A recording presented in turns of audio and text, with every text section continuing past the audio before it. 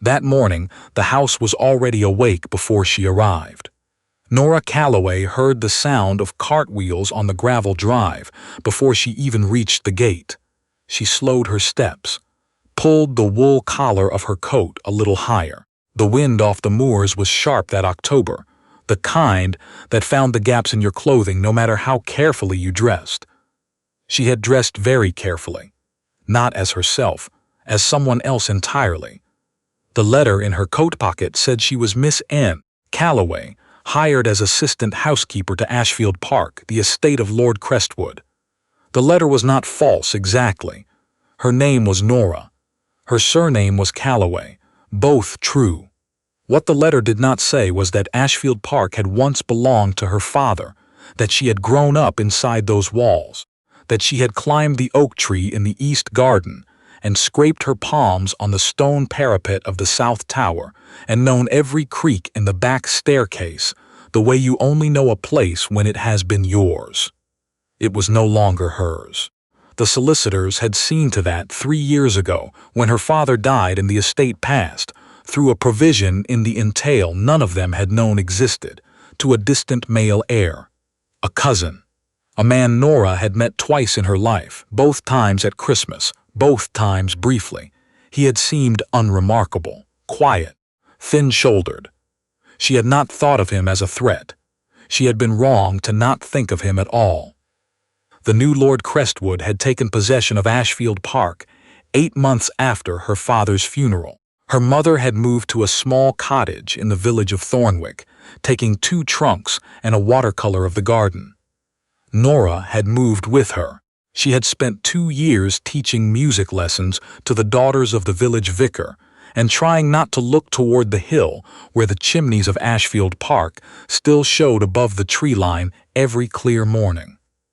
Then, 2 months ago, her mother had taken ill, the kind of ill that required a physician, then a second physician, then very careful conversations about costs. Nora had written the letter herself, sealed it, posted it, and waited. The reply came from the housekeeper, a Mrs. Bourne, who said the position was available and could Miss Calloway come by the end of the month. Nora had come by the end of the month. She reached the servants' entrance at the back of the house and knocked. A young woman opened the door, looked her over with the frank appraisal of someone who had been assessing new staff for years, despite being perhaps 20 years old herself, and said, "You'll be the new girl then. Mrs. Bourne's expecting you. Mind the step." Nora minded the step. She had been minding that step since she was 4 years old. Mrs. Bourne was a compact woman with gray hair and the kind of face that gave nothing away without choosing to. She ran through the terms of service briskly, the wage, the hours, the hierarchy of the household staff. She did not look at Nora very long. Nora was grateful for that. "His Grace is in residence," Mrs. Bourne said at the end of her recitation, as though this were a postscript rather than the most important piece of information. "He returned from the continent last week. He is not to be disturbed unnecessarily. Do you understand what that means?" "Yes," Nora said. "It means," Mrs. Bourne said, clearly not satisfied with the brevity of that answer, "that you do not knock on closed doors unless the house is on fire. You do not address him directly unless addressed first. And if he asks for something, you bring it quickly and you leave quietly." "I understand." Mrs. Bourne looked at her then, 1 second longer than before. "You speak well," she said. "It was not quite a question." "I was educated," Nora said. "Not a lie, not enough of the truth to matter." Mrs. Bourne accepted it. She handed Nora a gray apron and showed her to the small room she would share with the parlor maid, a cheerful woman named Agnes, who talked constantly and asked few questions in return, which suited Nora perfectly. That night, Nora lay in the narrow bed and looked at the ceiling. Somewhere above her, 3 floors up, was her father's old study, the room where he had kept his books, where he had sat with her on winter afternoons, reading aloud in the firelight while the wind moved through the eaves. She did not sleep for a long time. She did not see the Duke for 4 days. She heard him, Footsteps on the upper corridor, late in the evening, after the house had grown quiet. The sound of a window being opened. Once a voice, low, speaking to no one she could hear, perhaps to himself. Agnes said he had been on the continent for nearly 2 years. Something to do with a diplomatic matter. She was vague on the details. She said he had come back different, quieter. The footman said he had been one way before he left. Easy with people, quick to laugh, the kind of man you didn't mind being in a room with. And he had come back another way entirely. Something happened over there, Agnes said, pinning a hem at the kitchen table one evening. Don't know what. Nobody says. But you can tell. Nora did not ask what you could tell. She already knew, in the way you know things about a house, without anyone telling you. The silences in it, the weight of them, whether they were comfortable or not. The silences in Ashfield Park now were not comfortable. They pressed. She saw him first on a Tuesday morning. She was in the library, replacing a set of volumes that had been sent out for rebinding. She knew that library the way she knew her own hands. She knew which shelf held the atlases, which held the novels her mother had loved, which held the 3-volume set her father had never finished reading. She moved through it without thinking, which was careless of her. And that carelessness was what made her slow down when she reached the chair by the east window. Someone was sitting in it. He was facing the window. She saw his profile first. A straight nose, dark hair in need of cutting, a jaw that was set in the particular way of someone concentrating on something that was not in front of them. He was perhaps 30, perhaps a few years more. He was holding a book open in his lap, but he was not reading it. Nora set the volumes on the shelf as quietly as she could. He turned, she curtsied, kept her eyes down. I beg your pardon, Your Grace. I didn't know you were here. I'll come back. Stay, he said. She stayed. He watched her finish shelving the books. She was careful not to look at him. She was careful not to look at the shelves with too much familiarity either. She kept her movements ordinary, efficient, the movements of someone who is doing a task, not someone who is remembering. When she was finished, she curtsied again and went to the door. What is your name? She turned. He was watching her. His eyes were gray, and there was something in them she recognized, though she could not have said from where. Not wariness, exactly. Something older than wariness. Something that had already made its decisions about what to expect and expected very little. Calloway, Your Grace. He looked at her a moment. Then he turned back to the window. She left. She was careful after that. She told herself she was being professional. She told herself any sensible woman in her position would be careful. She was in this house under circumstances that were not exactly deceptive, but were not fully transparent either. And she needed to be invisible, and visible people are not invisible. She told herself all of that. She kept telling herself. But she also listened for the footsteps on the upper corridor. She noticed when he came down to breakfast and when he did not. She noticed, one afternoon in the 3rd week, that the book on his desk, the one she dusted around every other day, had not moved an inch since she had first seen it there. He was not reading it. He was keeping it near him, which was different. The estate manager, a Mr. Aldcroft, came twice that week.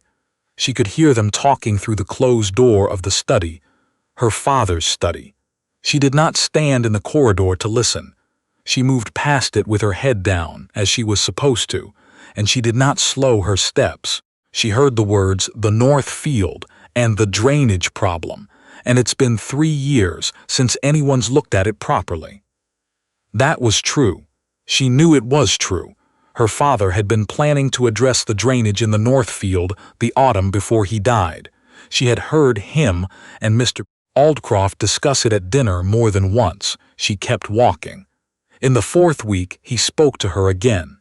She was in the morning room, setting out tea things, when he came in earlier than expected. She stepped aside. He sat down. He didn't seem to notice her, which was the correct state of things. Then he said, without looking up from the letter he was reading, "The fire in here is very low. I'll see to it, Your Grace." She went to the grate and added coal. She was doing it carefully, not making noise, when he said, "Did you grow up in this part of the county?" She paused for 1 second, no longer than 1 second. "Near here, Your Grace? Thornwick?" "Yes." He was quiet. She finished with the grate and stood.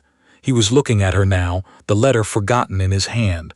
"I don't know this county well," he said. "I came into the estate very quickly.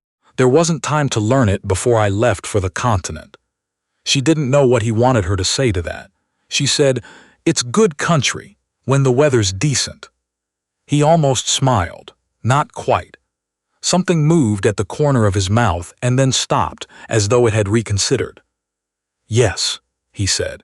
"So I've been told." She left.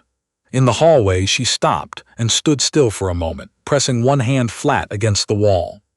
The wallpaper was the same. A cream ground with a thin blue stripe. She had chosen it with her mother when she was 12 years old. She could feel the texture of it through her palm. She breathed, kept walking. There was an afternoon in early November when it rained so hard that the upper windows of the east wing began to leak. Mrs. Bourne sent Nora to put down cloths and check the sills because Agnes had sprained her wrist and the footmen were occupied with a delivery. The east wing was the older part of the house. Nora knew every room in it. She had done the first 2 rooms quickly and was coming down the corridor when she found the door to her father's old dressing room standing open. Not open in the way of a room that has been aired or cleaned, open in the way of a room where someone is standing inside it. She stopped in the doorway. He was there, standing in the middle of the room. He was not looking at anything in particular. He was simply standing, the way you stand in a room when you are not sure why you came to it. He heard her, turned. She curtsied. "I'm sorry, Your Grace. The rain, the windows." She gestured vaguely down the corridor to explain her presence. "Yes." He looked around the room briefly. What was this room? She should have said she didn't know. "A dressing room," she said instead. "It feels different from the rest of the house." He said it slowly, as if thinking aloud rather than speaking to her. "Older, or not older, exactly." "More lived in," she said before she could stop herself. He looked at her. She kept her expression still. She was good at keeping her expression still. She had been practicing for 4 weeks. "More lived in," he repeated. "Yes, that's it." He was quiet for a moment. "Did you know the previous family, the Calloways?" Her heart moved inside her chest in a way she did not allow herself to show. "I knew of them, Your Grace." "What were they like?" She looked at the window. The rain was running down the glass in long, crooked channels. She thought about her father sitting in this room every morning, tying his cravat in the mirror that no longer hung there. She thought about her mother's voice coming through the wall from the next room. She thought about herself, aged 8, running down this corridor in her nightgown because she had heard an owl in the eaves and wanted to tell someone. "They were quiet people," she said. "They liked this house." He heard something in that, she thought. He looked at her again, more carefully. But he said nothing more, and after a moment she excused herself and went to see to the windows, and did not let herself breathe fully until she was 3 rooms away. December came. The estate began to settle into winter. The days shortened. Fires were lit earlier. The household staff moved through the house in that particular rhythm of the cold months. More deliberate, less hurried, a kind of collective drawing inward. He did not go out much. He rode sometimes early in the mornings before the rest of the house was fully awake. She knew because she was often already awake, and she could hear the horses on the yard. One evening she was in the library again. Late. She should have been done 2 hours ago, but there was a set of ledgers that Mrs. Bourne wanted accounted for, and the library was warm, and she had perhaps allowed herself to stay a little longer than was strictly necessary. She was at the table near the window when she heard the door. He came in, stopped when he saw her. She began to gather the ledgers immediately. "Don't," he said. "I'm not using it. I only came in for a book." She sat back down. He went to the shelves. She watched him from the corner of her eye while appearing not to. He looked at the spines for a long time, not pulling anything out. He moved slowly along the shelf, one finger tracing the volumes without touching them. He looked like a man who was looking for something he was not sure existed. She looked back down at the ledgers. After a while, she heard him pull out a chair and sit down. She kept working. He kept not reading. The fire did what fires do in winter. It made everything in the room feel more contained than the world outside. After 20 minutes, he said quietly, as though continuing a conversation rather than beginning one, "Did you apply to come to Ashfield specifically?" She lifted her head. "Your Grace?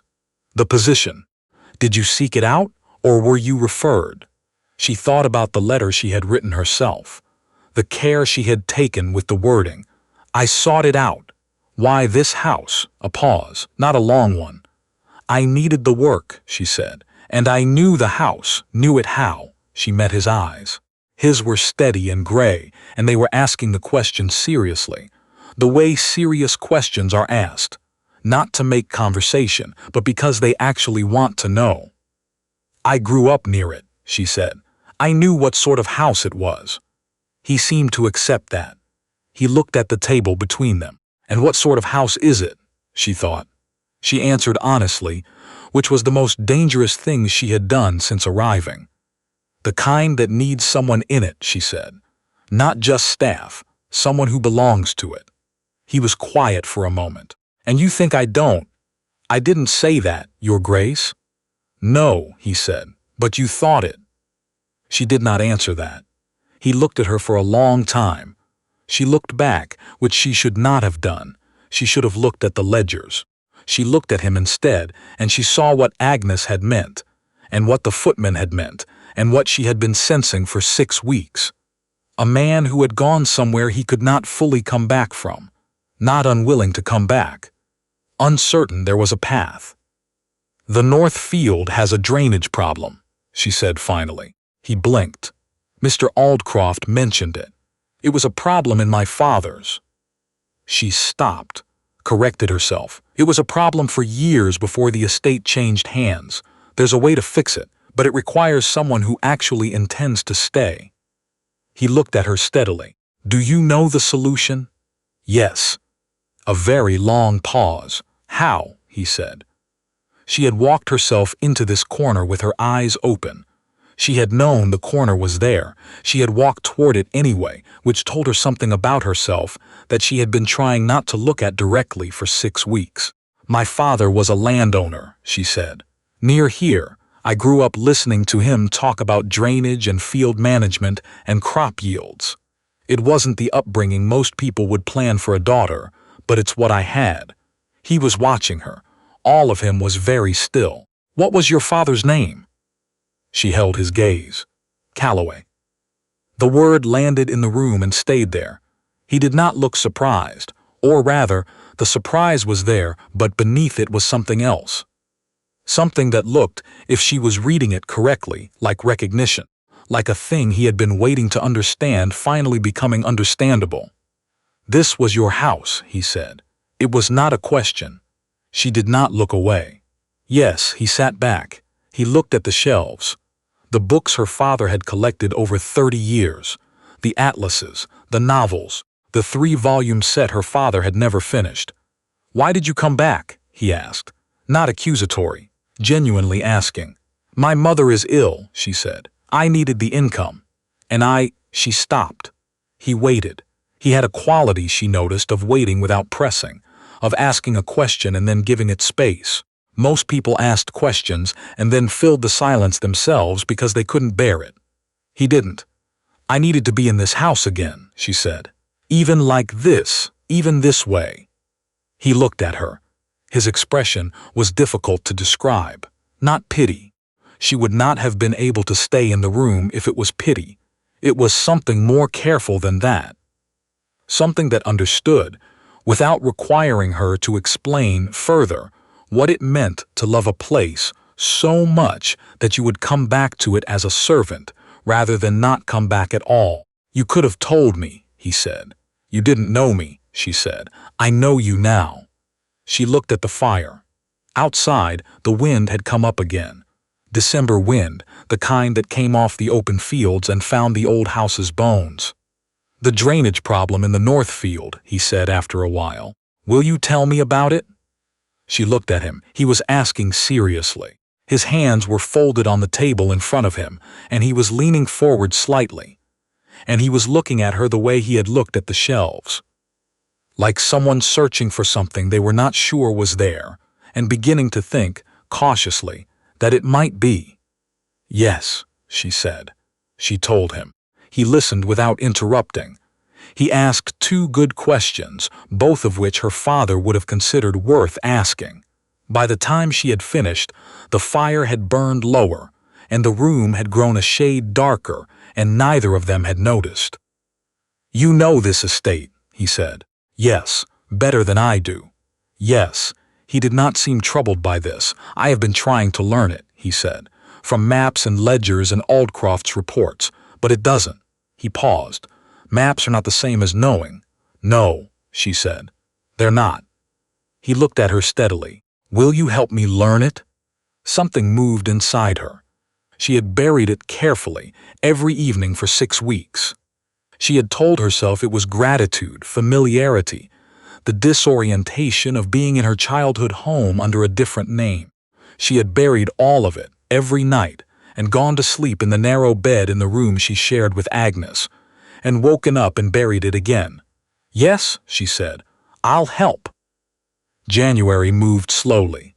She showed him the north field on a clear morning when the frost was still on the ground. She showed him the drainage channel that her father had planned to dig. She showed him the way the water pooled at the low end of the east pasture after heavy rain, and why and what could be done about it. He walked beside her and listened and said very little, but what he said was always the right thing. He began to read the ledgers himself in the evenings. She answered questions when he had them. They developed a habit, not exactly a routine, not formal enough for that, of being in the library at the same time on certain evenings. And the silences between their conversations were comfortable, the kind that don't need to be filled. Agnes noticed. Agnes noticed everything. "He never talked to Mrs. Hargrove's niece that way," she said one evening, and she was there for a whole fortnight, making eyes at him. Nora kept her own eyes on the hem she was letting down. "I help him with the estate records," she said. Said Agnes, in the way of someone who has filed a fact away. He did not treat her like a servant. He was not inappropriate about it. He was simply direct. He spoke to her plainly, and listened to what she said, and that was rarer, she had found, than it should have been, even among people who were supposed to be her equals. There was an afternoon in late January when she was in the gallery, cleaning the frames of the portraits. Her father's portrait was there, her grandfather's, 3 generations of Calloways, looking down from the wall, with that particular expression of people who have always assumed this room would be theirs. She was at the far end of the gallery, her back to the door, when she heard him come in. He walked slowly. She could hear him stopping in front of each portrait. She finished the frame she was working on and moved to the next one without turning around. Then he stopped. She knew, without looking, which portrait he had stopped at. Her father's was the last one on the left. She had watched it being hung at age 9, standing on a step stool to see over the railing of the landing. "This is the late Mr. Calloway?" he said. "Yes, Your Grace." A pause. "He looks like someone who knew this house," he said. Nora's hands went still on the frame she was cleaning. She pressed her lips together. She turned and looked at her father's face in the portrait, that steady, mild, certain expression, and she said, "He did. Was he a good man?" She turned then. She looked at the Duke, who was looking at her father's face, and she said he was. He looked at her. Something shifted in his expression, quietly, the way things shift when a person decides to say what they were actually thinking rather than something safer. "I'm sorry," he said, "that this house passed out of your family." She looked at the portrait. "It was the entail," she said. "He didn't plan for it to happen. He didn't think it would." Still, she agreed. He came to stand beside her. They both looked up at her father's portrait, side by side, not speaking, and the gallery was very quiet around them. She was aware of him the way you are aware of a lamp in a room, without looking directly at it, but knowing exactly where it is. She was aware that he was there, and that he had sought out that portrait, and that he had asked about her father, as though it mattered to him. "What will you do?" he said eventually. "When your mother is better, will you stay in Thornwick?" She thought about the narrow bed, the creaking floor, the view from her window in the cottage that was not this view. "I don't know," she said honestly. He nodded. He didn't push it further. That quality again, of asking and then giving the answer room to be imperfect. After a moment he has said, "I would like you to stay." She looked at him. He was looking at the portrait still. Then he looked at her.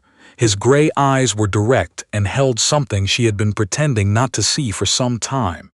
It was not the look of an employer. It was not the look of someone who needed a cataloger for his library or an expert in drainage. "As staff," she said carefully. He was quiet for one moment. "Not only," he said. The gallery was very still. "You should know," she said, "that I did not come here with any intention toward you. I came for the income and for the house. That was all." "I know," he said. "That's part of it." She looked at him. "You didn't need anything from me," he said. "You came here and worked and knew more about this estate than I did, and never used any of it as leverage. You could have." He paused. "You could have written to me from Thornwick. You could have made a case for the estate before I even came into residence. You didn't. That would not have been appropriate," she said. "No," he said, "it would not." He looked at her steadily. "But you would have been within your rights, and you didn't." She had no answer for that. "Nora," he said. Her name, just her name. He had not used it before. She felt it the way you feel a door opening in a room you thought had no door.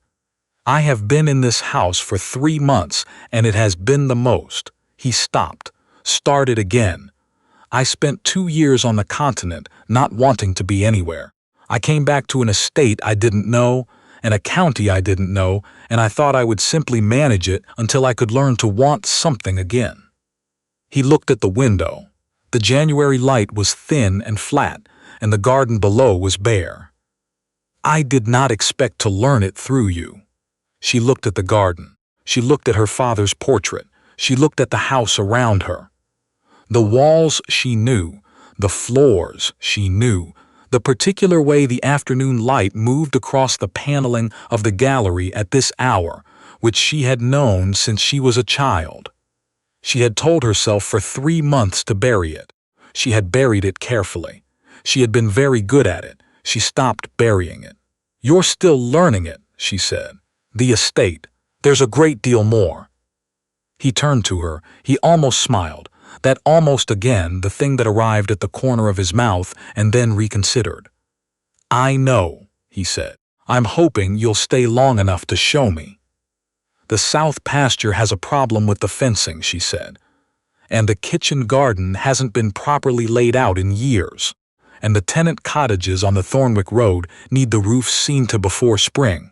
That sounds," he said slowly, "like a great deal of work." "Yes," she said. "It sounds," he said, "like more than 1 season's worth." She looked at him. Yes. He held her gaze. There was something in his face that she could only describe as a person who has been a long time in the cold finally allowing himself to be in a warm room. Not desperate, not grasping.